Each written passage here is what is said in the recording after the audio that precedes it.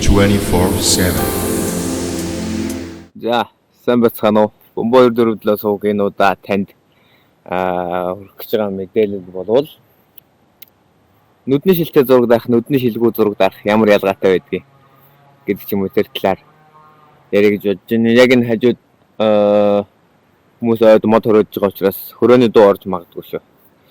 За тэгэхээр бид нэг наранд ингээд нарны удаас харахад хэцүү байдаг шүү дээ, тэ. Тэгээд бид нар яадаг вэ? Хар нүдний шил зүүдэг тийм үү. Тэгэхээр зэрэг яг нүдний шил буюу одоо энэ фильтр гэж яриад байгаа юм.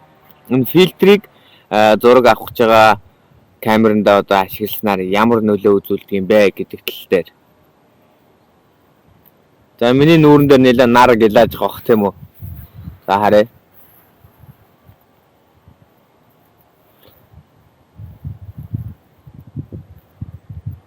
За нэг иймэрхүү тэ бид нар яг нэг нарны нүдний шил зүүдэгтэй адилхан ийм процессыг өнөөдөр бүгдээрээ туршиж үзье. Ер нь тэгэхээр зэрэг хурц нартай өдөр бичлэг хийх гэж байгаа бол ийм камеранда одоо линзэндээ таарсан ийм фильтр буюу ND фильтр гэдэг байгаа шүү бас. Фильтрүүд дотор олон янзтай UV фильтр, ND фильтр гэх мэтлэн ийм фильтрүүд олон янз байгаа. Тэгэхээр зэрэг эндээс өнөөдөр энэ фильтртэй зураг дарах болон фильтртэй бичлэг хийх. За ер нь бол бичлэгийн голцоо фильтрийг ашигладаг. Тэгэхээр энэ фильтртэй бичлэг хийхэд ямар ялгаатай байдаг, ямар байдгийг гэдгийг бүгдээрээ одоо туршиж үзье. За тэгэхээр би бол камерны хувьд бол Canon EOS R, линзний хувьд Canon-ы 7200 гэдэг ийм линз. За фильтр бид түрүүлсэн фильтрүүд олон янз байдаг тий. За энэ бол ямар ч одоо юуг нөлөөгүй одоо зөвхөн хамгаалтын юм фильтр байгаа энэ. Нэг зөрүү ялгаа бол гарахгүй байгаа.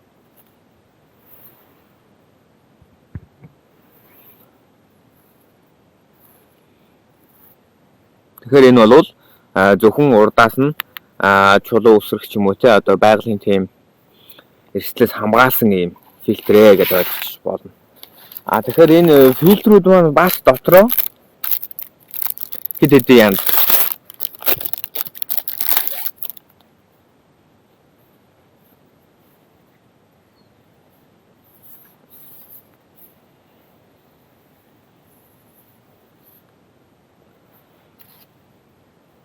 За одоо тэгвэл энийг үзье.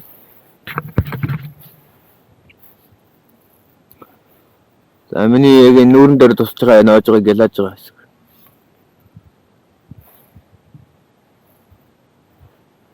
Тэгэхээр энэ юм байна тийм үү? Одоо тэгвэл энийг үзье.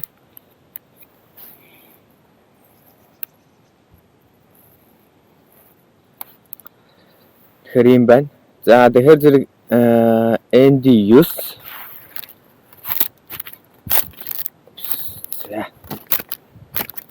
тэгэхээр ямар ч тач ND use фильтрийг бүгдээрээ линзэндээ хийгээд үзье.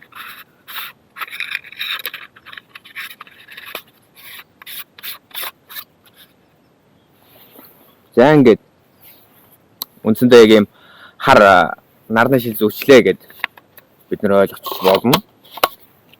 За ингээд туршилтаа эхлэе.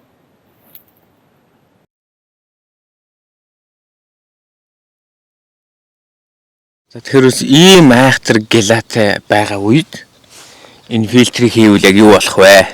Тийм үү? За харцгаая.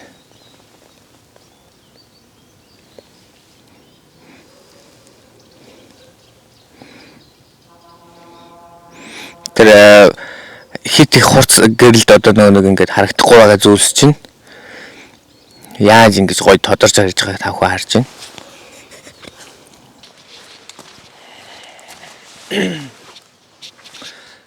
За одоо тэгэхээр би бол зүгээр баг нэг цав цагаан юм баг харагдахгүй шгүй байгаа бох тийм үү. Тэгэхээр зэрэг энэ яг бичлэг хийж байгаа тохиргоо бол нэгийг харьцах 160 хурдтай өрцөн 2.8 ISO 100. За яг та магадгүй ийм тохиргоотой бичлэг хийх бол одоо шаардлага гарлаа гэж бодъё л да та. Тэгсэн чинь ингээд ийм амар гэрэл зохиод ингээд ерөөсө баг хүн байгаагүй юу ч мэддэхгүй юм байлаа гэж бодъё. За тэгэх юм бол энэ фильтр, ND фильтр буюу энэ одоо энэ хурц гэрлийг бууруулж өгдөг энэ фильтр бичлэгэндээ буюу энэ линзэндээ хийснээр ямар өөрчлөлт гарахыг одоо харъя.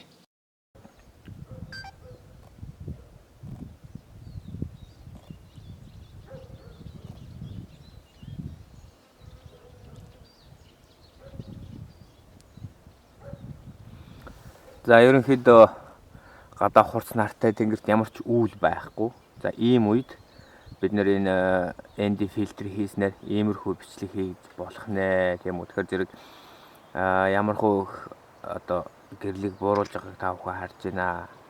За одоо ингэ. Одоо яг тэр мөчрний тэнд би очиод сууя. Тийм үү. Тэгэхээр зэрэг хүн одоо бас нэг байгаль биш те. Хүн байхлаар зэрэг ямар байх нь гэдгийг одоо бүгдээр харцгаая. За одоо яг би нэлээд том харагдаж байгаа тийм үү. Тэгэхээр зэрэг над дээр яг ямар ялгаа байна гэдгийг одоо бүгдээрээ ингээ харцгаая. Тэр зэрэг ялгаа гарч байна тийм ээ. За түрүүчийн удаа бол нөгөө нэг энд фильтргүй байгаа үед ямар их гилаж ийн, ямар их цагаан гэрэл байна те. Тэгэхээр зэрэг энэ хоёрын ялгааг бол та бүхэн ингээд харч болж байна.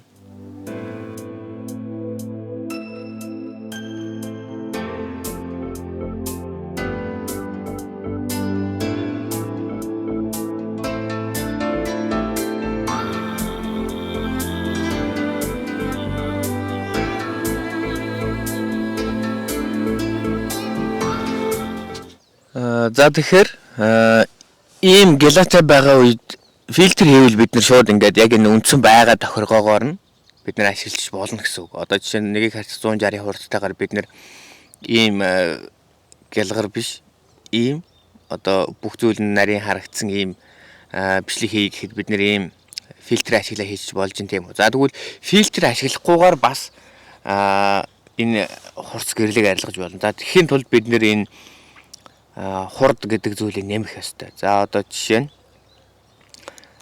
энийг нэмээд сая нэгийг харьцах 160 байсан бол одоо бүгдээрээ нэгийг харьцах за 800 хавцаа болгоё. Ийм болж байна. Эсвэл бүр 1000 болгоё ийм болж байна. 1250 ийм. 1600 2000 бүр харуулж байна тийм үү. Тэгэхээр бид нар нэг магадгүй үнэхээр та фильтргүй байгаа үед та бичлэг хийх боллоо гэхэд ингээд хит гэлаагаад байх юм бол та хурд гэдэг зүйлээ нэмэх нэ.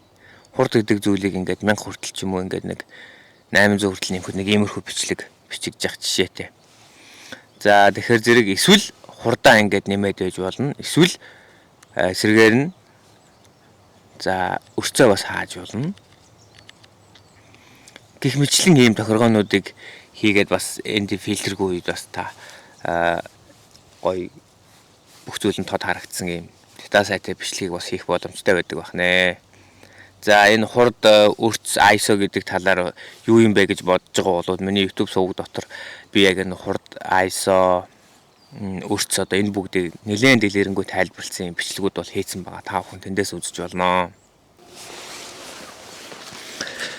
За одоо юуны туршилт хийх гэж байна вэ гэвэл түрүүн бол нэлээд гэлаасан үед ND фильтрээ бид нар хийгээд ямар нэгэн тийм гэлгар одоо хит их гэрэл зогч байгаа байдлын дараад ийм цэвэрхэн бичлэг хийж болж исэн тийм үү. Тэгвэл одоо ND фильтрээ хийгээгүй хэрнээ бас нөөний түрүүний айхтар гэлаасан зүйл чинь байхгүй болцсон байгаа. Тэгэхээр зэрэг түрүүний тайлбарласнаар бол хурдаа ингээд нэмэх тусам ингээ бас бараан тийм гэрэл зохиогүй бичлэг хийж болдог. Тэгэхээр одоо бол ND фильтр ашиглахгүйгээр яг камерныхаа өөрийнх нь үндсэн тохиргоог ашиглаад энэ нарны одоо хурц гэрлийг бууруулсан байдалтай юм бичлэг хийж байна. Тэгэхээр зэрэг яг энэ бичлэг яг ND фильтр хийгээд бичиж байгаа бичлэг хоёрын ялгаа нь юу вэ тийм үү? Камерны өөрийнх нь үндсэн тохиргоог ашиглаад нарны гэрлийг одоо хурц гэрлийг бууруулсан бичлэг эсвэл нэмэлтээр энэ ND фильтр хийгээд нарны хурц гэрлийг бууруулсан бичлэг хоёрын ялгаа нь юу вэ гэдгийг одоо бүгдээр яг дэлгэцэн дээр харьцуулж харъя. За яг одоо дэлгэсэн дээр харьцуулаад харж байна тийм үү. Тэгэхээр ND фильтр хийсэн бичлэг нь бол илүү гоё юм зөөлхөн софтлиг болж өгч харагдаж байна. За яг аппаратныхаа үндсэн тохиргоог нь ашиглаад өөрөөр нь нарны хурц гэрлийг бууруулж бичсэн энэ байдал нь болохоор зэрэг арай юм жоох юм хурц харагдаж байгаа. Та бүхэн одоо анзаарах юм бол энэ усны долгион дээр яг ингээ үүсэж байгаа энэ долгионыг харах юм бол ND фильтрээс нь бол илүү гоё юм намуухан зөөлхөн харагдаж байгаа. Өөрийнх нь тохиргоогоор аппаратныхаа өөрийнх нь тохиргоогоор нарны гэрлийг бууруулсан нь бол арай юм хурц юм барцгаар харагдаж байгаа. Тэгээ бас арай жоохон юм гэрэлтэй тал сүүдэртэй тал хоёр нь эрс тэрс ингэ жоохон ялгагдаж өгч байгаа ийм одоо ялгаа байдığım байна. Тэгэхээр зэрэг энэ удаагийнхаа туршилтаар танд яг энэ фильтртэй болон фильтргүй бичлэг хийхэд ямар ялгаа гарах вэ гэдгийг л харуулахыг зорилоо. За ингээд энэ удаагийн маань туршилт бол ингээд дуусж байна. Дараагийн бичлэгээр уулзъя. Дараагийн бичлэгээр би юу бэлдэж байгаа вэ гэхээр зэрэг Samsung S21 болон iPhone 13 хоёр утсаар тасалгаан дотор буюу өрөөнд дотор зураг авахд аль нь илүү байна вэ гэдгийг харьцуулж байгаа. Мөн дээрээс нь нэмээд яг аппаратаар авсан бас нэг ганц нэг зургийг ингэж харьцуулж ярих юм төлөвлөгөөтэй байна. Тэгэхээр зэрэг та бүхэн магадгүй утасныхаа камераар зураг дардаг бол яг тасалгаан дотор буюу тасалгааны гэрэлд яг аль утас нь илүү зурганд арай илүү сайн байна вэ ч гэдэг юм уу. Энэ талаар сонирхож байгаа бол миний дараагийн бичлэгийг үзээрэй. Ингээд дараагийн бичлэгээр уулзцгаая. Түр бай. Танд нэг зүйлийг хэлэхээ мартсан байна.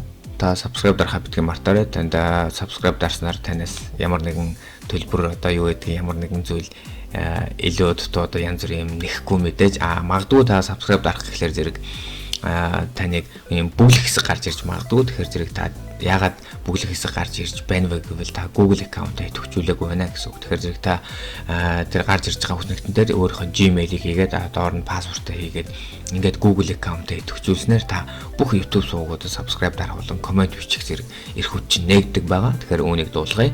Ингээд яг одоо subscribe дараарай. Subscribe дарснаар та намайг дэмжиж надад дурам өгснөөр би өшөө олон гоё бичлэгүүдийг хийж танд бас хэрэгтэй мэдээллүүдийг хүргэхийг хичээх болно. Ингээд subscribe дарахаа бити мартаарай. Bye.